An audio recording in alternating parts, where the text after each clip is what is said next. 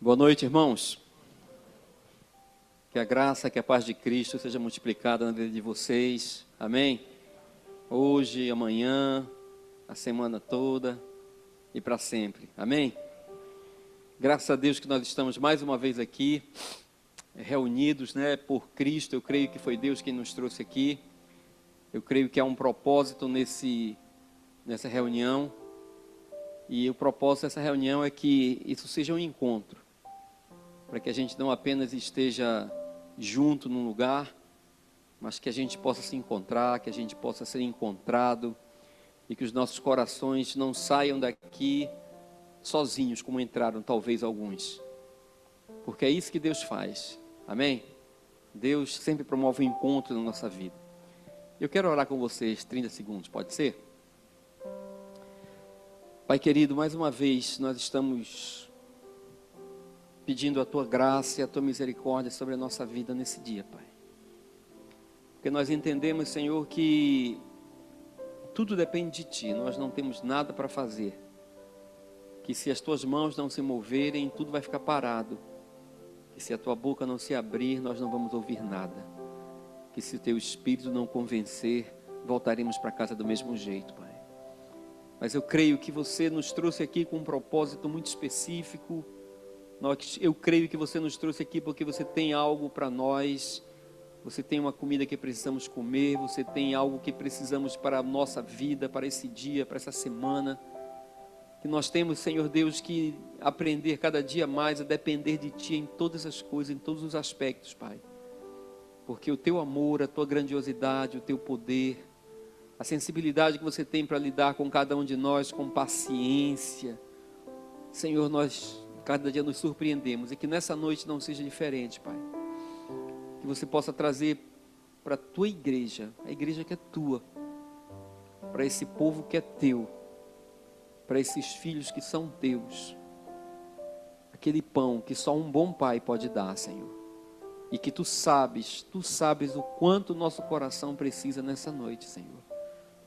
Mas eu tenho fé que todos nós sairemos daqui saciados, porque eu sei que Tu és o nosso Pai, o bom Pai, e que tem cuidado de nós.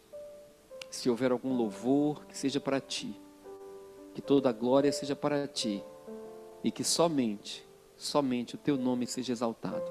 Amém? Graças a Deus. Você está perto de alguém que você não sabe o nome? Pergunta o nome que está perto de você aí. Jesus não vale. Tem um irmão sozinho aqui, ó. Já estão se... A gente tem que ter o hábito, né, irmão, de olhar para o lado, perguntar como é que está. E perguntar com um compromisso, né? Que às vezes a gente pergunta como é que você está. E tem dois caminhos. Ou a gente quer encurtar a conversa, a gente dá uma resposta. Tá tudo bem. Se a gente está disposto a prolongar a conversa, a gente dá a resposta de verdade. Rapaz, esse negócio está difícil. Não é assim? E parece que o que está faltando para a gente hoje é pessoas dispostas a prolongar a conversa, para que a gente possa ser um pouco mais verdadeiro. Então, às vezes, se alguém pergunta como é que você está, a gente tem que perguntar: você tem tempo? Se você não tem tempo, está tudo bem.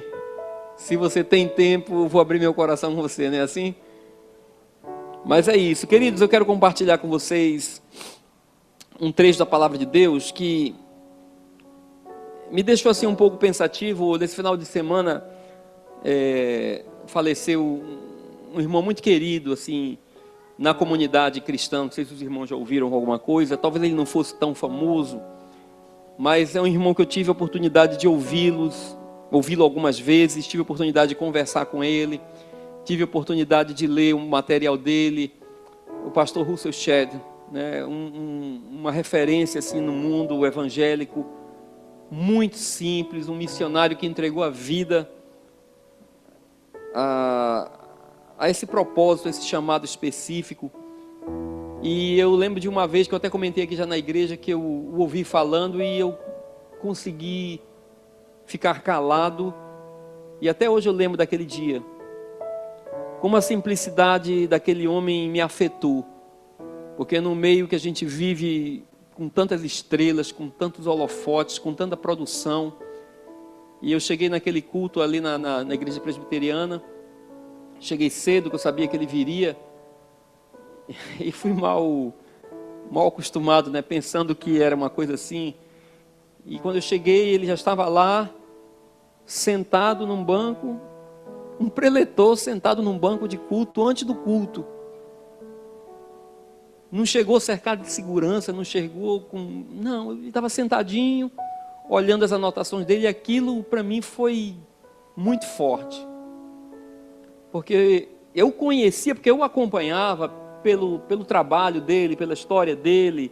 Para mim era uma pessoa distante, que eu tinha como uma referência. E quando eu cheguei ali, ele estava sentado num banco. Um senhor, tinha uns 80 e poucos anos já na época. E eu conhecendo o trabalho dele, a profundidade do conhecimento, do quanto ele conhecia de vida, de Deus, de tudo. E eu disse, meu Deus, como é que pode? E a gente vê tanta gente que, por muito menos, né?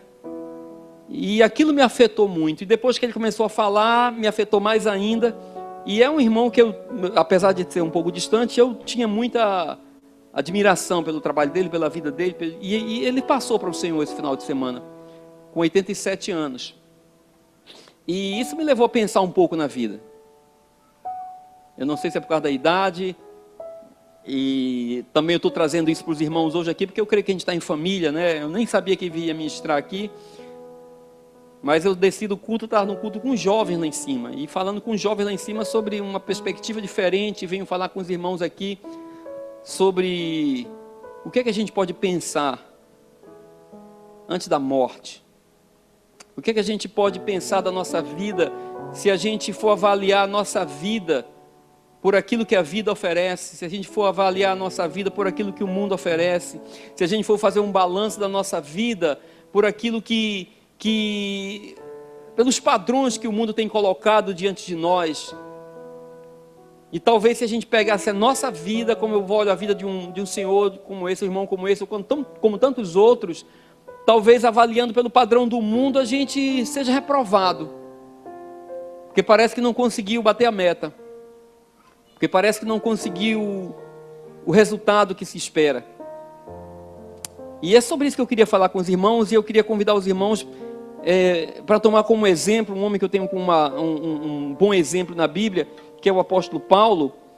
E eu quero convidar os irmãos a ler o último trecho da última carta que o apóstolo Paulo escreveu. A segunda carta que ele escreveu a Timóteo. A partir do capítulo de número 4. Eu escolhi o apóstolo Paulo porque ele é um homem assim, muito parecido com a gente, né? Se não é tão parecido pelos feitos, por aquilo que ele atuou, pela relevância dele, mas é muito parecido porque ele é um homem como nós. Ele enfrentou desafios como nós, ele enfrentou mudança de vida como nós temos também enfrentado. Ele teve o seu tempozinho de difícil, como nós também já tivemos e talvez ainda tenhamos. Ele teve os seus momentos de bad boy, não é verdade? Quem nunca teve, professor Romualdo? Você acha que esse homem sempre foi assim? Todos nós já tivemos. Eu lembro de uma vez que um amigo me confidenciou, disse que eu estava pregando na igreja, meu pai estava sentado no banco.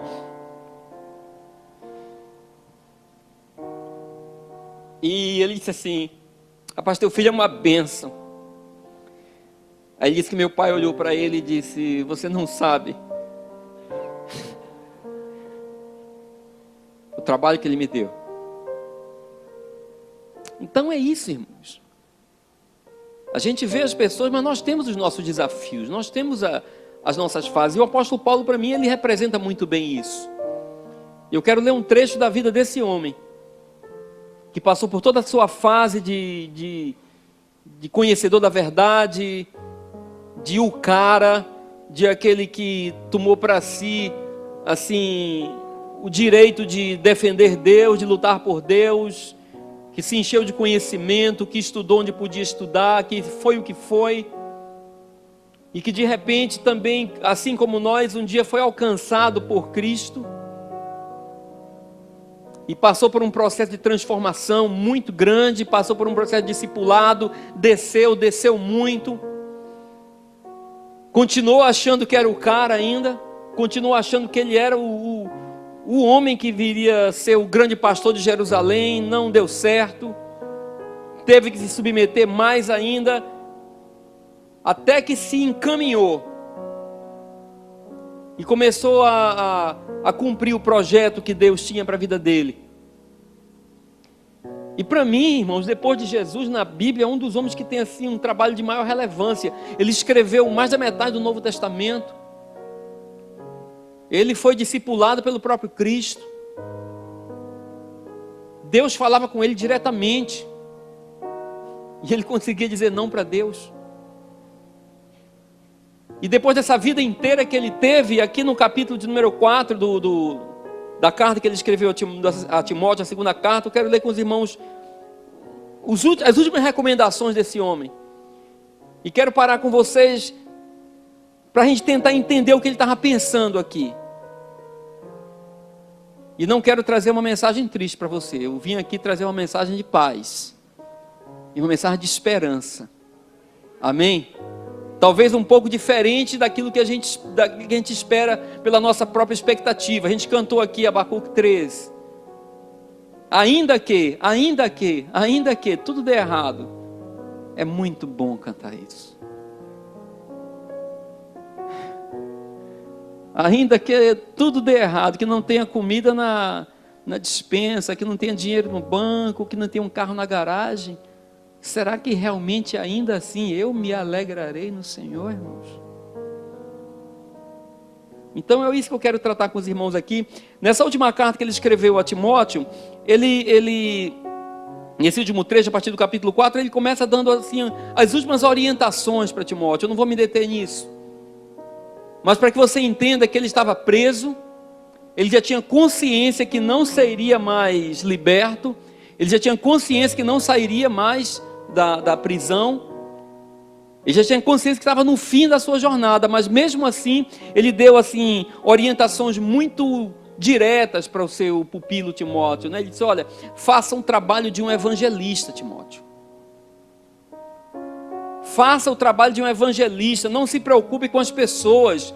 E ele já estava falando sobre o nosso tempo. Ele diz: as pessoas não vão querer ouvir a sã da doutrina, não vão querer ouvir o evangelho simples, vai dar coceira no ouvido. As pessoas vão começar a contratar mestres, a contratar pastores que vão falar aquilo que elas querem ouvir.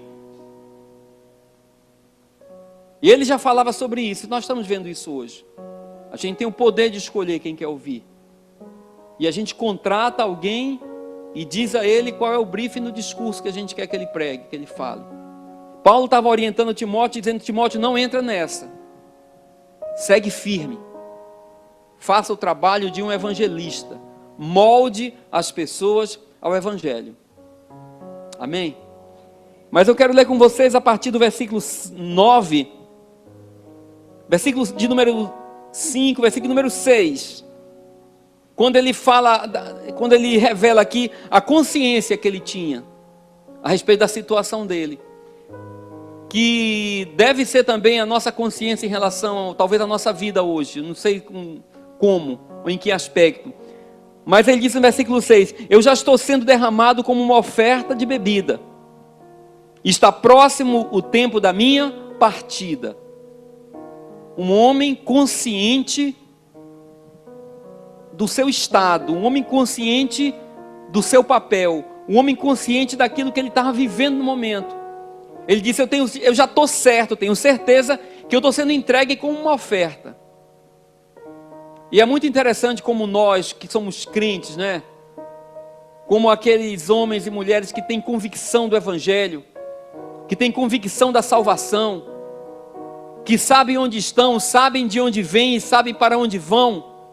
Como é diferente a forma como eles encaram essa questão da morte. Como é diferente. Quando Paulo disse aqui que ele estava pronto, como ele disse a Timóteo, e já está próximo o tempo da minha partida. Ele não estava dizendo que estava próximo o tempo do fim dele. Ele não estava dizendo que estava se esgotando o fim da vida dele, que ali estava acabando tudo. Ele disse: está próximo o tempo da minha partida.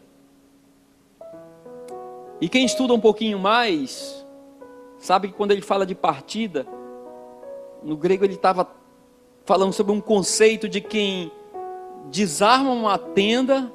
Não é assim, pastor? Desarma uma tenda, desarma tipo uma espécie de uma barraca, desarma uma morada provisória para ir para uma morada definitiva. Quando ele fala de partida, ele estava dizendo para Timóteo que ele tinha certeza de que o tempo dessa morada provisória estava se acabando, que ele estava desmontando a barraca. Ele estava desmontando essa morada provisória para ele ir para uma morada definitiva, irmãos. Então, quando eu estou falando aqui do diário de um homem à beira da morte, eu não estou falando de tristeza. Eu estou dizendo que o homem que tem uma esperança no porvir, que o homem que tem uma convicção da sua salvação e do seu Salvador, de um homem que sabe que tem um caminho de volta para casa e que tem um lugar que o esperando, esse homem, ele não passa com dúvida, ele tem uma certeza daquilo que ele está vivendo.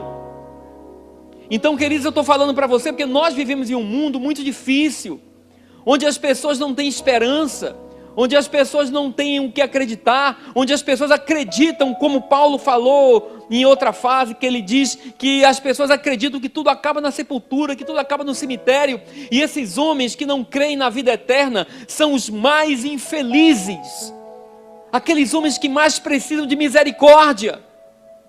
E nós não podemos viver nessa terra, nós não podemos viver aqui, irmãos, na comunidade dos santos, na igreja, acreditando em Deus, com esse pensamento tão limitado, tão pequeno.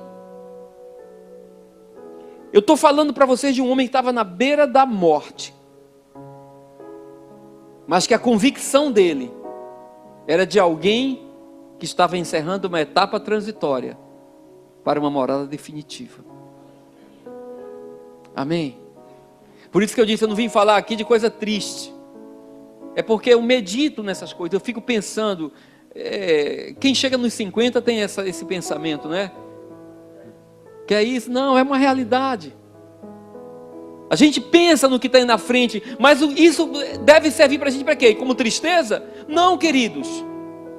Porque um dos fundamentos do Evangelho, um dos fundamentos do cristianismo, você vai encontrar isso lá, os escritores hebreus falando, no capítulo 6, é o quê? É a vida eterna. Se não for pela vida eterna, a gente não tem nada.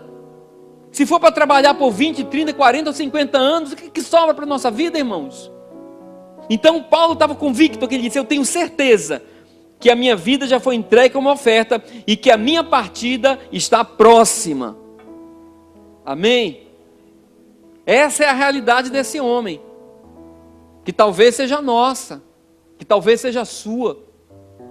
Mas o que é que faz com que a gente se acalente, querido? O que é que faz com que a gente se justifique isso? O versículo de número 7. Isso aqui é meu sonho de consumo. Eu não sei qual é o seu. Eu não sei qual é o seu. Mas isso aqui é o meu sonho de consumo. Poder dizer assim: combati o bom combate. Irmão, é você passar pela vida com a convicção de que todos os desafios, de que todas as guerras, de que todas as barreiras, de que todos os obstáculos foram bons, de que você combateu bem, o bom combate que Deus colocou para você.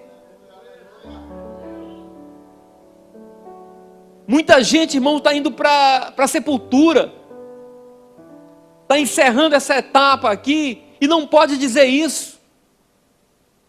E eu estou falando de um homem, presta atenção, que de repente dentro dos padrões da sociedade que nós vivemos, dentro dos padrões do mundo que nós vivemos, é um fracassado.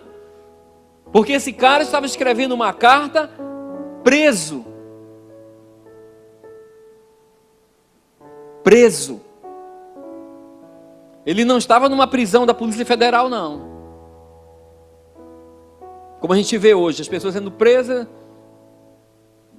de terno Pierre Cardin, sei lá o quê, camisa da Lacoste e uma bolsa da Louis Vuitton, indo para a cadeia. Não, irmãos, ele estava numa prisão romana. Ele estava numa prisão romana, onde daqui a pessoa saía leprosa ou ia para ser morta. Então preste atenção, a situação dele, pelos padrões do mundo, não era uma situação favorável. Ele não estava numa casa grande, ele não estava com carros, ele estava numa prisão. Mas ele tinha convicção do papel que ele cumpriu. Ele disse: eu combati o bom combate, Timóteo. Eu terminei a minha corrida. Eu não vou deixar nada pendente. Eu estou cumprindo o meu papel. Eu cumpri o meu propósito. Eu entendi o projeto de Deus. Eu cumpri cada etapa. Eu não estou aqui na condição de devedor. Não estou aqui achando que estou devendo nada. Eu acabei a minha carreira. Acabei a minha carreira. Terminei a corrida. E o principal, guardei a fé. Um dia eu fui numa igreja de uns amigos, e era a comemoração do pastor da igreja. E era um pastor já um velhinho, tão bonitinho. Já velhinho, pequenininho, os cabelinhos brancos, bem organizadinho, a igreja comemorando o aniversário dele. E eu disse: poxa vida, que coisa difícil ver um pastor velhinho hoje, porque parece que a maioria se perde no caminho. Como um irmão desse nosso que passou com 87 anos, firme. Um dia perguntaram para ele: poxa vida, pastor, você não quer tirar umas férias, não? Você trabalha tanto, viaja tanto, corre tanto, dá aula, seminário, tudo. Você não quer tirar umas férias? Na época ele disse: férias? Férias? Desde que eu entendi o meu chamado, eu estou há 51 anos de férias. Você quer que eu pare de fazer aquilo que me dá vida? Então, quando a gente olha para isso, a gente vê pessoas que estão realizadas, cumprindo o seu papel. E isso é o que Deus quer para mim, meu irmão. Isso é o que Deus quer para a sua vida. Que você possa dizer: eu estou cumprindo o meu papel. Eu estou correndo a minha carreira. Para, rapaz, para, não posso parar, porque é isso que Deus quer que eu faça. A gente tira férias do trabalho e exige esse direito, porque a gente não aguenta aquilo, porque a gente trabalha por dinheiro. Estão entendendo, irmãos? Mas eu conheço médicos que tiram férias indo para a África trabalhar de graça. Tá onde? Estou de férias aonde? Na África. Não sei por onde. Só que aqui eu estou pagando para trabalhar e é mais gostoso. Então, é isso que esse homem está dizendo. Que ele estava cumprindo a tarefa dele, que ele estava consciente. Que ele estava ali dentro daquele projeto. E ele disse: e eu guardei a minha fé. Eu não me corrompi. Eu não negociei o projeto. Eu não negociei o chamado. A fé que uma vez foi entregue a mim, eu guardei essa fé, irmãos. Diário de um homem à beira da morte. Eu digo para vocês, isso aqui é meu sonho de consumo. Poder chegar e dizer isso. Já pensou? Quanta realização. Aí ele diz assim no versículo 8. Ele já falou do passado dele. Combateu o bom combate. É consciente do presente dele. Ele está próximo da partida. E no versículo 8 ele diz assim: agora me está reservada o quê? A coroa da justiça, que o Senhor, justo juiz, me dará naquele dia. E não somente a mim, mas também a todos os que amam a sua vinda. Sabe o que é que falta para o homem hoje, para o mundo, irmãos? Falta isso. Falta ter consciência de que cumpriu no passado o que tinha que cumprir. Ter consciência da fase da vida que está vivendo agora.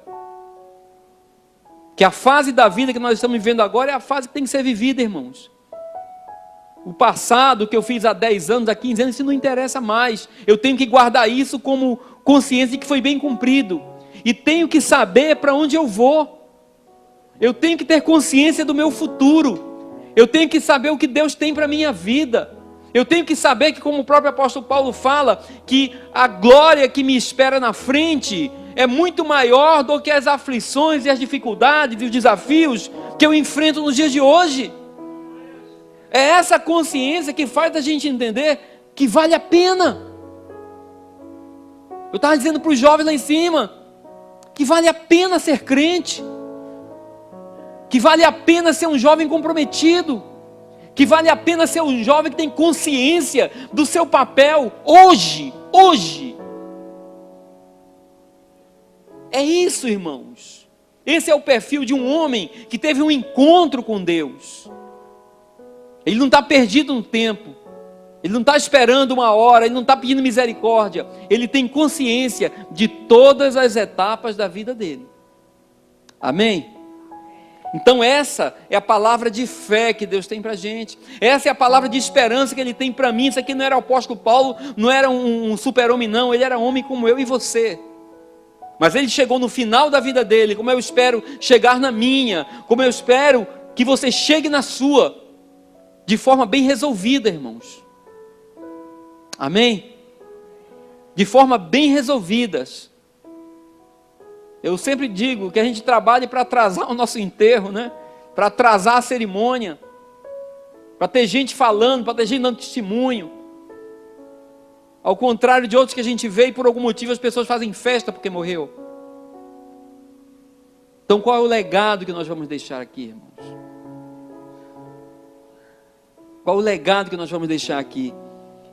E aqui para encerrar nas considerações finais, eu quero trazer a você uma palavra também de libertação para a sua vida. De cura para a sua vida. Que aqui eu vou mostrar para você o perfil de um homem, como eu e como você, que tem certeza da salvação, que sabe que está reservado para você uma coroa. Amém? Quem sabe disso? Todo mundo sabe que está reservado uma coroa para você, sabe o tempo que está vivendo aqui. A gente, irmão, tem consciência de tudo isso. Amém? Aí tem uma fase da nossa vida, tem uma hora da nossa vida que parece que está tudo errado. Porque a gente começa a ver umas coisas, sentir umas coisas, e aparecem umas sensações e uns sentimentos que a gente acha que só acontece com a gente. E fica procurando pecado para justificar isso. Por isso que eu digo, eu quero terminar isso aqui com uma palavra de ânimo para você. Amém? Porque eu estou falando de um homem chamado Paulo. Não é esse meia boca desse Levi que anda por aí, não. É o apóstolo Paulo, que foi discipulado pelo próprio Cristo. Amém? Versículo de número 9. Ele mandando uma carta para o seu amigo. Veja o que esse homem está dizendo. Ele diz assim: procure vir logo ao meu encontro, Timóteo. Porque o Demas, amando as coisas do mundo, me abandonou e foi para Tessalônica. Crescente foi para a Galácia e Tito para a Dalmácia. Só Lucas está aqui comigo. Sabe o que é que esse homem de Deus, que sabe que tem uma coroa esperando para ele, está falando aqui, irmão? Que ele está sentindo o peso da solidão.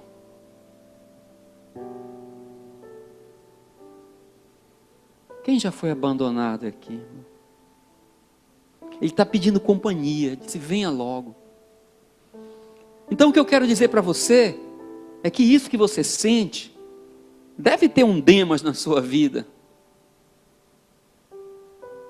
que por causa de outros interesses abandonou você. E talvez isso esteja machucando você. Talvez você esteja procurando aí uma lista de pecados que você tenha cometido que tenha gerado isso. Irmãos, esquece. Eu quero que você saia daqui curado hoje. Porque o apóstolo Paulo, homem cheio do Espírito Santo, que na minha opinião, não é teologia, não é nada de ninguém, ressuscitou pelo menos umas 3 ou 4 vezes. Não foi não, professor? E esse cara aqui, consciente de que vai receber uma coroa de justiça, ele estava se sentindo solitário. Porque ele era homem, como eu e você. Porque Deus não tirou a nossa humanidade. Porque Deus preservou em nós aquilo que nós temos como características humanas. Para que a gente entenda que a gente não vai ficar nessa terra como um super-homem, irmãos. Imune a tudo que é ruim. Imune a todos os sentimentos que não nos agradam. Não, Paulo estava dizendo aqui, venha logo que eu estou me sentindo sozinho. Eu ainda sinto o abandono do Demas. O resto cada um foi cumprir sua missão. Venha logo, Timóteo. Então, meus queridos, isso que você sente é o mesmo que eu sinto. É o mesmo que o pastor sente. É o mesmo que todo mundo sente. Então que a gente possa curar a nossa vida, tirando todo tipo de condenação da nossa mente. Que isso não é coisa do demônio, não, irmão. Isso é coisa de gente. Isso não é defeito. Isso é uma característica que Deus colocou para que a gente possa ter necessidade de um estar perto do outro. Paulo poderia dizer, eu sou Paulo. Eu falo direto com Deus. E falava. Mas entenda, gente precisa de gente. Amém? Isso que você sente, irmão, não é um defeito de fabricação. Amém, irmãos?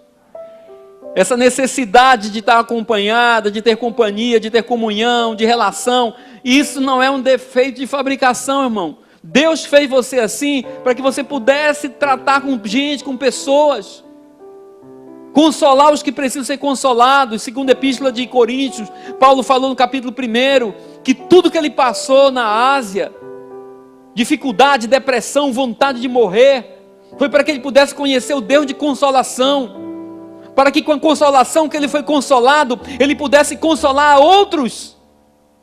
É aprendizado. Então esse homem está dizendo aqui, olha, eu estou aqui com angústia de solidão. Irmão, você não está sozinho. Amém? O apóstolo Paulo também passou por isso. Vamos para frente. E ele continua dizendo, versículo 11, só Lucas está comigo. Preste atenção. Ele disse, traga Marcos com você. Porque ele... O que é que tem aí? São 2 páginas aqui. Porque ele é útil para o ministério. Um homem perto de morrer. Se você for ler rápido, você vai passar direto. Traga Marcos também para ser uma companhia. A gente jogar xadrez aqui. Vamos voltar um pouquinho da história. Você sabe quem era Marcos? Vou explicar para você. Isso vai sarar a sua vida hoje, amém, irmão? Paulo fez a primeira viagem com Barnabé. Voltou. Atos, capítulo 17. Aí foram para a segunda viagem.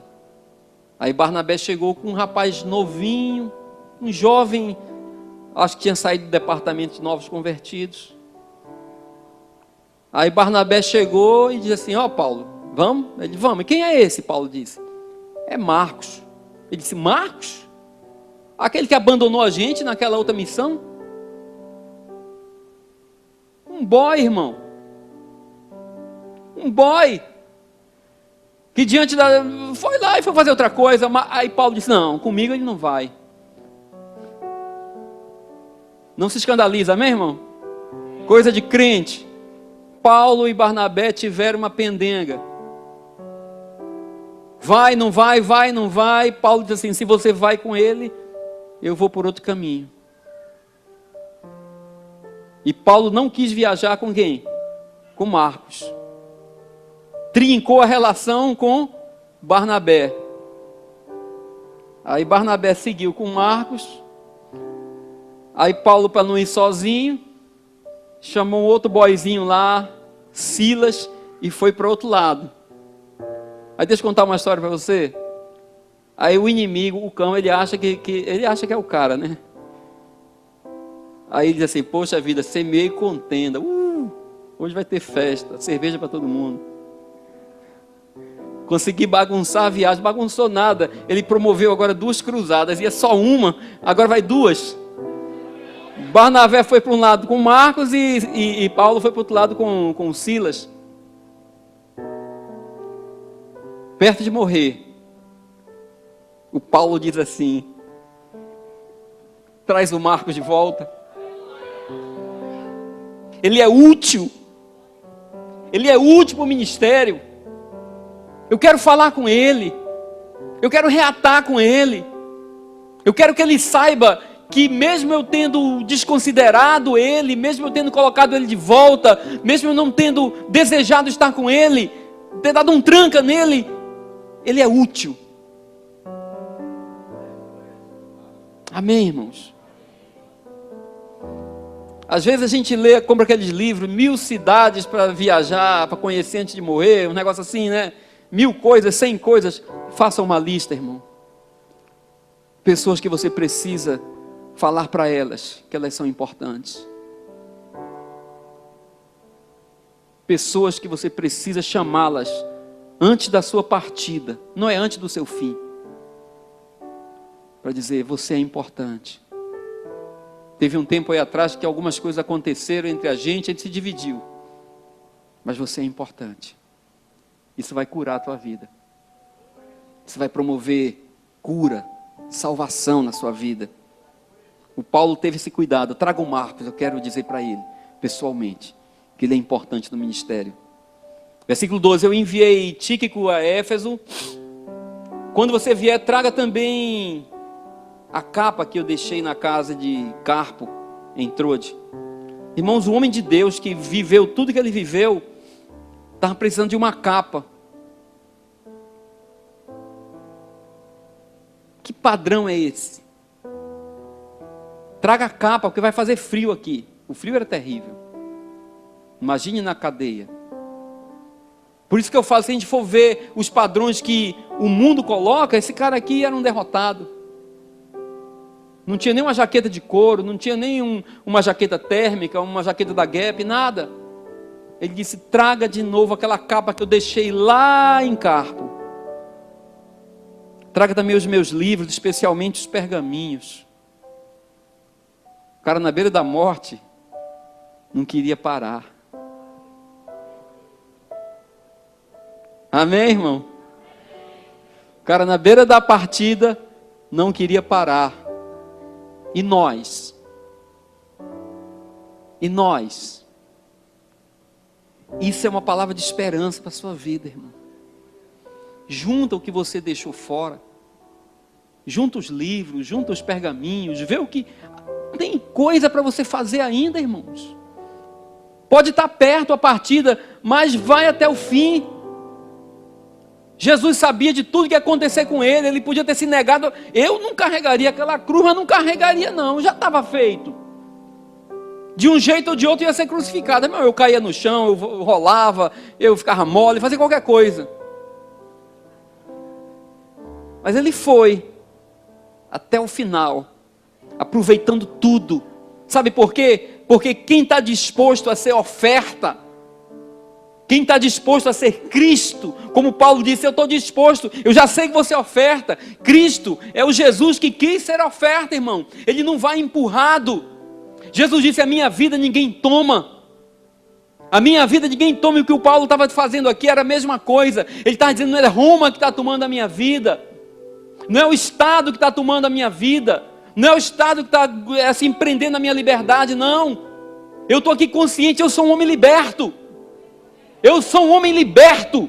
Eu sou um homem salvo, independente de estar dentro de uma prisão.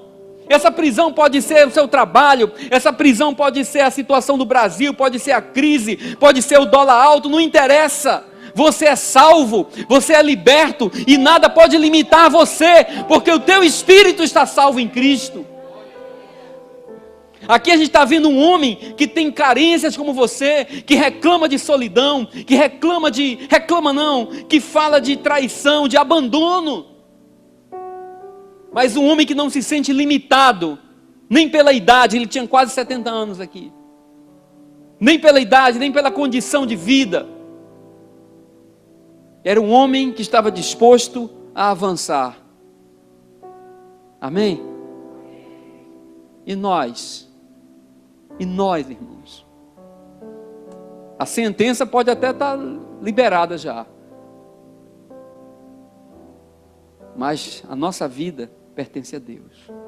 Amém? Ele continua aqui, coisa de gente, a gente vai terminar agora, só terminar esse finalzinho aqui. Ele diz assim, versículo 14, dando conselho para o Timóteo, diz: Alexandre, o ferreiro, olha, Alexandre era peça boa. Ele disse: Alexandre, o ferreiro, me causou muitos males, mas o Senhor lhe dará a recompensa pelo que ele fez. Previna-se contra ele, viu? Porque ele se opôs fortemente até às nossas palavras. Está dando conselho de amigo. Teve oposição, irmão. Ah, mas eu estou pregando o evangelho, eu sou gospel e tal. A oposição vem. A igreja do Senhor Jesus sempre terá uma oposição nessa terra. Já se convenceram disso ou não? Ah, mas estão se levantando, é a PEC, é a POC, é a lei, não interessa, irmão. Paulo disse: ó, Alexandre, ele veio atrás de mim. Diz a história que quem delatou Paulo para essa última prisão, que ele estava sendo procurado, e isso aqui já foi depois do incêndio de Roma. Então, depois do incêndio de Roma, Nero baixou uma lei geral, porque dos 14 bairros de Roma, os 4 que não pegaram fogo eram habitados por cristãos. Então, Nero disse que quem tocou fogo em Roma foram os cristãos. Então, eles matavam cristão a pau, a pedra, jogavam por leões, iluminava a cidade. Flávio Josefo disse que faltou madeira em Roma, de tanta cruz que foi feita. E de tanta estaca que se levantou para queimar cristão naquela época. Então Paulo foi perseguido nesse período aqui. E diz a história que quem cabuetou Paulo foi esse bendito Alexandre, o ferreiro. Então a perseguição vem, irmão. A oposição existe. Mas não é ela que vai nos parar. Amém? Não é ela que vai nos parar. A gente vai se prevenindo, avisando os outros: vai por aqui, vai por ali. É o que ele estava dizendo para Timóteo. Aí ele falando, olha que coisa dura, ele disse aqui no versículo 16. Na minha primeira defesa, pastor, irmão, o cara plantou quantas igrejas? Ele disse: na minha primeira defesa, ninguém apareceu para me apoiar. Todos me abandonaram. Quem já chorou por isso aqui? Me abandonaram, meus amigos, meus parentes, ninguém. Quando cheguei lá, estava sozinho. Quem já chorou por isso, irmão? Paulo também passou por isso. Já pensou o cara preso? Aí amanhã é o julgamento dele. Aí, poxa vida, tantos irmãos que eu participei, batizei, não sei o que e tal.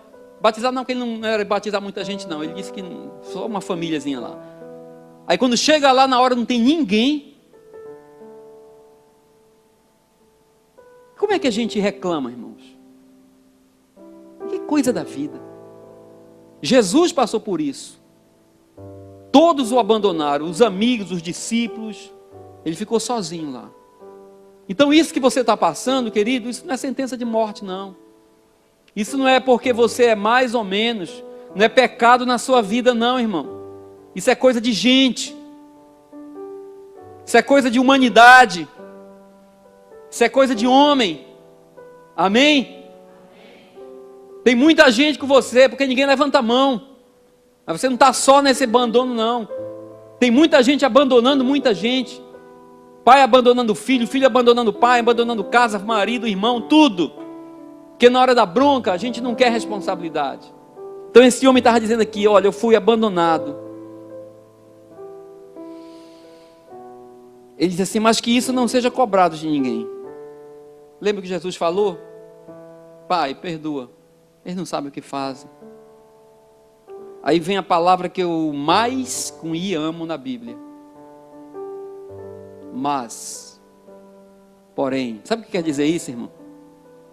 Quer dizer que até agora era de um jeito. Daqui para frente vai ser diferente. Eu amo essa palavra. Mas, versículo de número 17, o Senhor permaneceu ao meu lado, me deu forças para que por mim a mensagem fosse plenamente proclamada a todos, e todos os gentios a ouvissem. E eu fui liberado da boca do leão.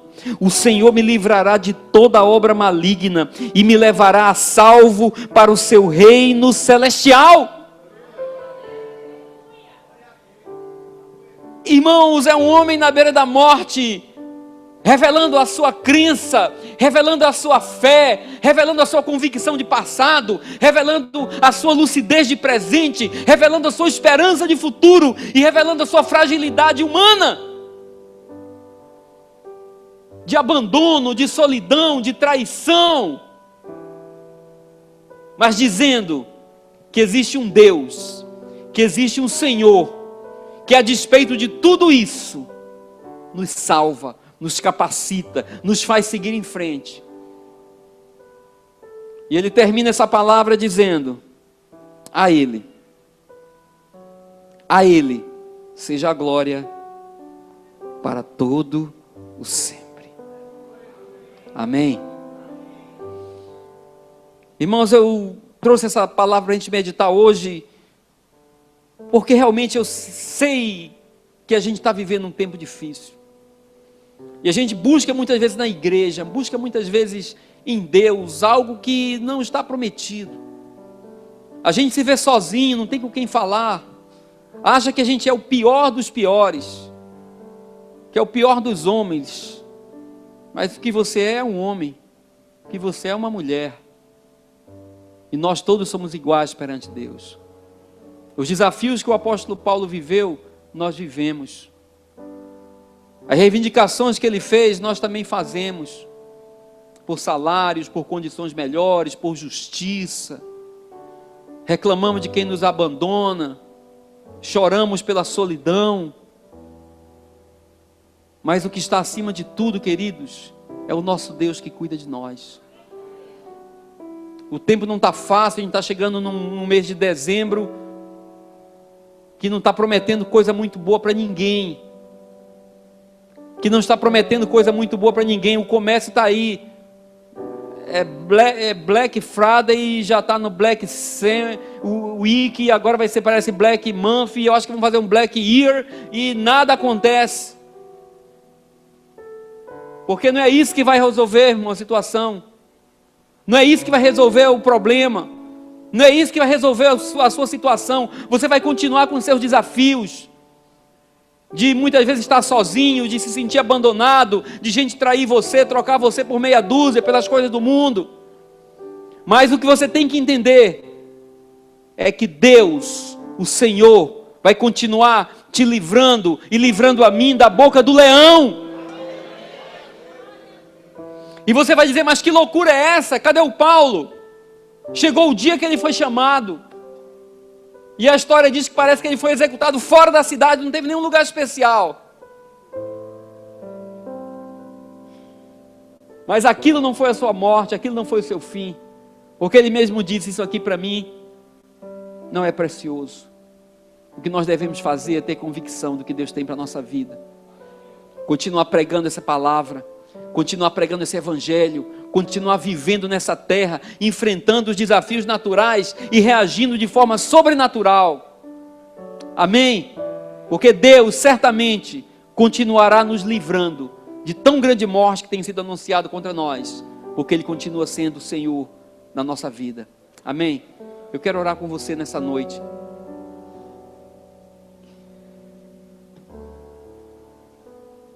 Eu quero orar com você nessa noite, para que Deus possa se revelar na sua vida, para que a gente tenha a convicção desse homem, né, Denilson? Que não fugiu da sua humanidade, e nem Deus o poupou dela, mas o conduziu para o seu chamado e para o seu propósito. Para que você possa ter esse alvo de vida, de um dia com consciência poder dizer: Deus, eu combati o bom combate, acabei a carreira, guardei a fé. Para que Deus possa, nessa semana, mostrar para nós assim de uma maneira muito visível, como Paulo falou aqui, a boca do leão passando. E como diz o salmista lá no Salmo 23, ainda que eu ande pelo vale da sombra da morte, ainda que você sinta o cheiro do bafo da boca desse leão maldito, ele não vai te alcançar.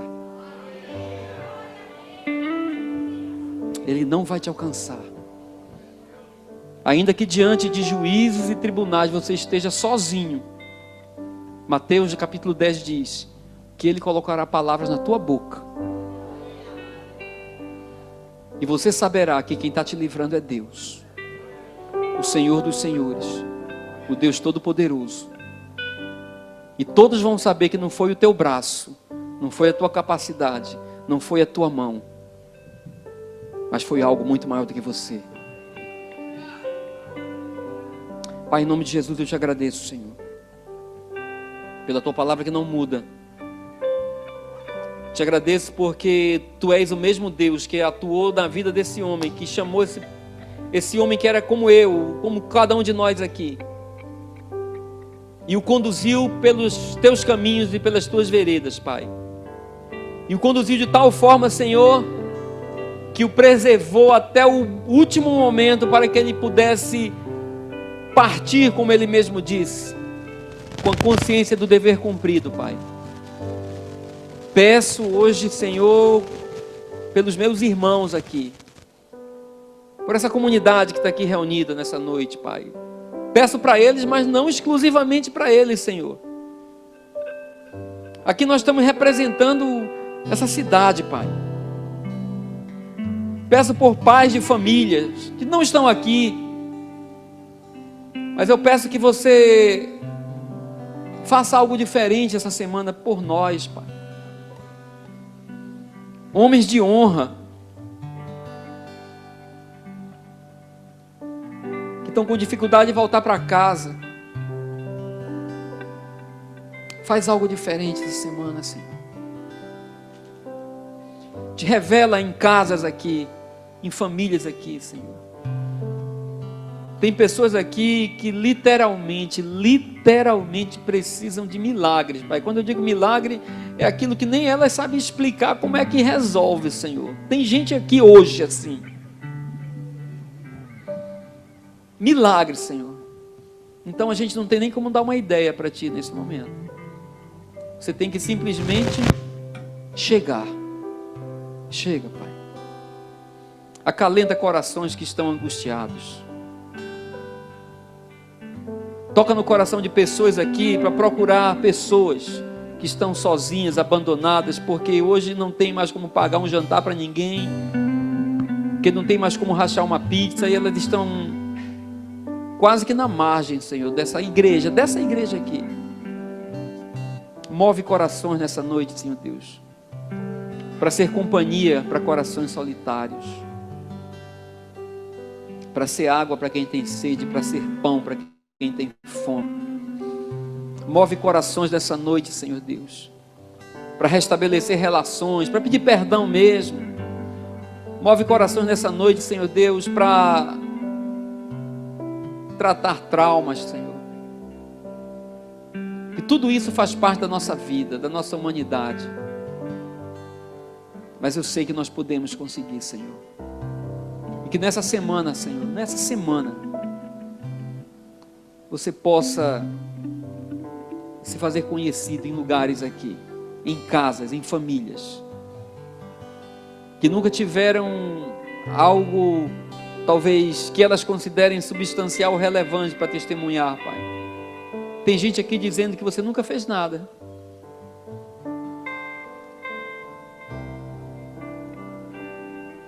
A despeito de tudo que você tem dado.